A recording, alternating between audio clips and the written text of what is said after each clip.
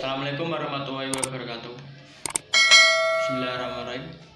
Perkenalkan, nama saya Muhammad Safi, NIM 53010-2018. Saya berasal dari kelas SPIA. Di sini saya akan menjelaskan sedikit tentang materi Khulafaur Rasyidin. Seperti yang kalian ketahui, Khulafaur Rasyidin adalah para pemimpin pengganti Rasulullah. Saat wafatnya Rasulullah, kaum muslimin mendapatkan masalah yang sangat berat karena kekosongan pemimpin. Pemimpin setelah Rasulullah wafat adalah khalifah, kepemimpinan. Khalifah wajib menjalankan kepemimpinan tetapi tidak menjalankan fungsi kenabiannya. Tugas-tugas khalifah yaitu: 1. Melanjutkan perjuangan Nabi dalam menjalankan atau menyebarkan agama Islam. 2. Menyelesaikan masalah yang ada di masyarakat sesuai dengan ajaran Islam dan berpedoman pada Al-Quran dan Hadis. 3. Memerintah negara atau pemerintahan yang berpedoman pada Al-Quran dan Hadis. Khalifah sendiri memiliki arti kepemimpinan, sedangkan Ar-Rasyidin memiliki arti khalifah yang memiliki jabatan setelah Rasulullah. Khalifah yang menggantikan Rasulullah setelah wafatnya yaitu 1. Abu Bakar As-Siddiq. Beliau dipilih secara musyawarah oleh suku Ansar maupun Muhajirin di Bukit Sakifah Bani Sa'idah, yaitu beliau menjabat selama 2 tahun. Setelah beliau berjabatannya, beliau kan sakit, lalu dilanjutkan oleh Umar bin Khattab dengan cara ditunjuk. Beliau menjabat selama 10 tahun. Dalam penjabatan Umar bin Khattab, beliau membentuk sebuah tim untuk memilih khalifah setelahnya. Dari pilihan tersebut ada 2 kandidat, yaitu Utsman bin Affan dan Ali bin Abi Thalib. Lalu setelah melakukan musyawarah lagi, terpilihlah Utsman bin Affan. Beliau menjabat selama 12 tahun. Setelah peninggalnya Utsman bin Affan, dilanjutkan oleh Ali bin Abi Thalib. Beliau hanya menjabat selama 5 tahun. Biografi Abu Bakar As-Siddiq. Nama asli beliau adalah Abdullah ibnu Abi Quhafah At-Tamimi. Di masa jahiliyah ia bernama Abdul Ka'bah.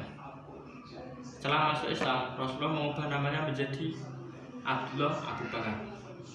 Namun orang-orang sering memanggilnya dengan sebutan Abu Bakar karena beliau adalah orang yang paling dini masuk Islam ketimbang yang lainnya. Tetapi tidak sedikit juga yang memanggil beliau dengan sebutan Atik. Atik memiliki arti tampang.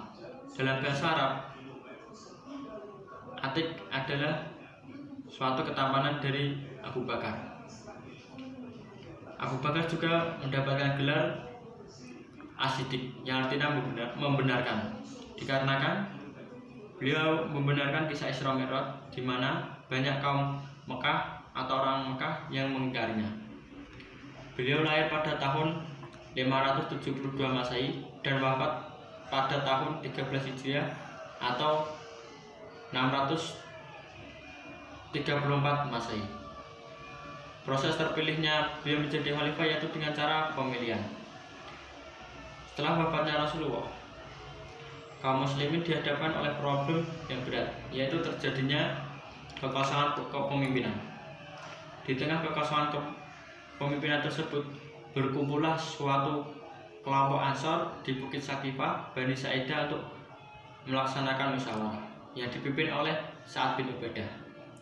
Tidak berlangsung lama, dalam rapat musyawarah tersebut datanglah sekelompok Muhajirin, yaitu Abu Bakar, Umar, dan Abu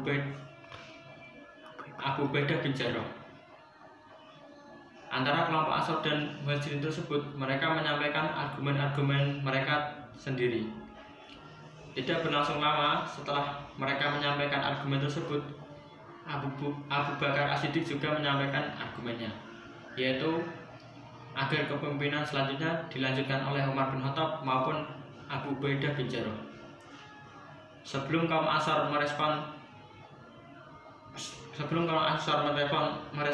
tanggapan dari Abu Bakar, Umar bin Khattab maupun Abu Ubaidah bin Jarrah mengangkat tangan Abu Bakar As-Siddiq lalu membaiatnya. Beliau dibaiat. Abu Bakar menyampaikan pidatonya.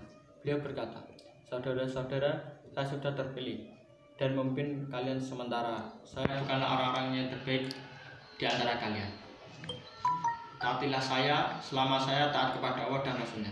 Tetapi apabila saya melanggar perintah Allah dan Rasulnya, maka gugurlah kewajiban kepada saya." Ada strategi Abu Bakar As-Siddiq. 1. Pembukuan Al-Quran. Pada perang Swedia banyak memakan korban. Salah satunya yaitu para penghafal Al-Quran.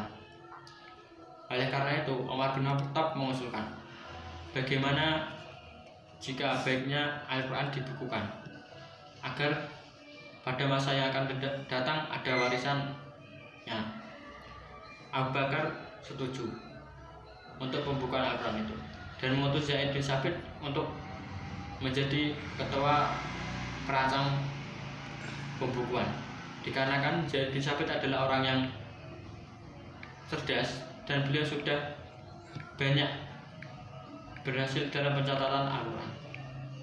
2. Perluasan wilayah baru. Kekuasaan yang dijalankan pada masa Khalifah Abu Bakar bersifat sentral. Kekuasaan legislatif, eksekutif, dan yudikatif terpusat di tangan Khalifah. Ia berusaha mewujudkan keinginan tersebut dalam upaya memperluas wilayah kekuasaannya. Salah satu kekuasaan pada masa Abu Bakar Siddiq yang ditawarkan adalah Irak dan Persia. 3. Memberantas orang-orang yang membangkang zakat. 4. Memberantas orang-orang yang murtad. 5. Memberantas orang-orang yang mengaku nabi palsu. Contoh nabi palsu pada masa Abu Bakar Siddiq adalah Aswad Al-Ansi, Tulaiha, dan Musailamah. Masa berakhirnya jabatan Abu Bakar yaitu selama 2 tahun, dikarenakan beliau menderita sakit. Oleh karena itu, beliau menunjuk Umar bin Khattab sebagai penggantinya setelah beliau. Umar bin Khattab. Biografi Umar bin Khattab. Umar bin Khattab putra dari Nawfal al-Quraisy dari suku Adi, salah satu kabilah dari suku Quraisy. Tidak tahu pasti beliau kapan dilahirkan. Masuk ke usia remaja, beliau membela unta milik ayahnya, Nawfal Khattab bin Nawfal. Secara fisik tubuhnya kekar, warna kulitnya kemerah-merahan, kumisnya sangat lebat, dan jago bermain pedang. Seperti pada pemuda lainnya, Umar bin Khattab senang sekali minum minuman keras dan bermain dengan perempuan. Pada waktu masa awal dakwah Islamnya Nabi Muhammad bersama Abu Hakam bin Hisham atau sering disebut dengan Abu Jahal, Umar merupakan tokoh Quraisy yang sangat ditakuti oleh kaum muslimin karena kekejamannya dan permusuhannya terhadap Islam. Ia pernah sesekali memukuli wanita sampai kemerah-merahan, sampai Umar bin Khattab sendiri pun bosan.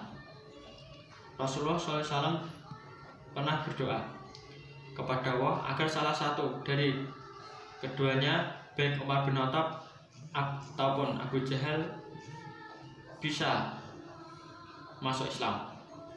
Dan Nabi Muhammad pun berdoa, perkuatlah Islam dengan Abu Hakam bin Hisham ataupun Umar bin Khattab. Demikian doa Nabi. Doa Nabi tersebut terkabul. Umar bin Khattab masuk dalam agama Islam. Umar juga tidak takut menantang pamannya sendiri, yaitu Abu Jahal. Pernah seketika beliau mendatangi rumah Abu Jahal dan mengatakan, "Saya sudah masuk Islam." Dengan begitu dia diberi julukan Al-Faruq, yang artinya pembeda antara yang baik dan buruk. Beliau lahir pada tahun 583 Masehi di Mekah, Jazirah Arab. Kemudian wafat pada tahun 644 Masehi. Dimakamkan di sebelah kiri makam Nabi Muhammad SAW, yaitu di Masjid Nabawi, Madinah, pengangkatan Umar bin Khattab. Pada tahun 634 Masehi, ketika pasukan Muslim sedang menyerang kota Syam, Abu Bakar jatuh sakit. Kaum Muslimin sedang bergerak, dan Abu Bakar berpikir untuk menuju salah satu orang untuk menggantinya. Pilihannya jatuh pada Umar bin Khattab. Namun demikian, sebelum menentukan orang yang akan menjadi penggantinya, ia bertanya kepada Abdurrahman bin Auf, Utsman bin Affan, Sa'id bin Usaid al-Ansyari, dan lainnya. Umar adalah seorang pemimpin yang pemberani terhadap yang hak, tegas menghadapi kebatilan, dan pandai bermain pedang maupun strategi perang. Anak-anak padang pasir yang liar menjadi bangsa pejuang yang gagah, pemberani, tangguh di tangan Umar bin Khattab. Strategi dakwah Umar bin Khattab. Beliau melanjutkan misi-misi dari Abu Bakar As-Siddiq, yaitu perluasan wilayah baru atau futuhah. 2. Melanjutkan pengembangan dari pembukaan Al-Quran. 3. Tetap melanjutkan pemberantasan orang-orang murtad, nabi palsu, dan lainnya. Masa jabatan Umar bin Khattab yaitu pada saat beliau sholat jamaah, beliau didekam dari belakang, yaitu Abu Lulu'ah. Pada saat sholat, dia jatuh, dan sholatnya tersebut dilanjutkan oleh Abu Ubaidah bin Jarrah. Beliau dibawa pulang dan menjalani perawatan selama 3 hari. Setelah beliau wafat, beliau dimakamkan di sebelah makam Nabi Muhammad SAW dan Abu Bakar As-Siddiq. Proses terpilihnya Utsman bin Affan. Pada saat beliau hendak sholat, melaksanakan sholat subuh pada 4 Zulhijjah 23 masa Hijriah yang diimami oleh Umar bin Khattab di masjid, Umar bin Khattab mengalami penderitaan, yaitu ditikam dari belakang seorang budak dari Persia yang bernama Abu Lulu'ah Fairuz. Setelah Umar bin Khattab wafat, kepemimpinan selanjutnya berada di tangan Utsman bin Affan. Terpilihnya yaitu melalui musyawarah, yaitu yang diketuai Abdurrahman bin Auf dengan 6 anggotanya. Sebagai ketua, Abdurrahman bin Auf adalah terpilihnya sebagai ketua sidang. Kemudian dilakukannya musyawarah untuk menentukan siapa yang lebih cocok untuk mengisi kepemimpinan setelah Umar bin Khattab. Selama 3 hari, di hari terakhir Abdurrahman bin Auf mengumumkan bahwa kepemimpinan selanjutnya dipimpin oleh Utsman bin Affan. Kebijakan dan strategi Utsman bin Affan. 1. Perluasan wilayah.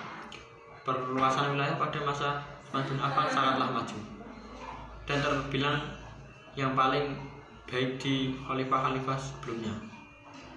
Terbukti dengan pasukan kaum muslimin yang dikomandani oleh Sa'ad bin As dan Huzaifah bin Yaman yang menundukkan wilayah Armenia dan Tabanistan.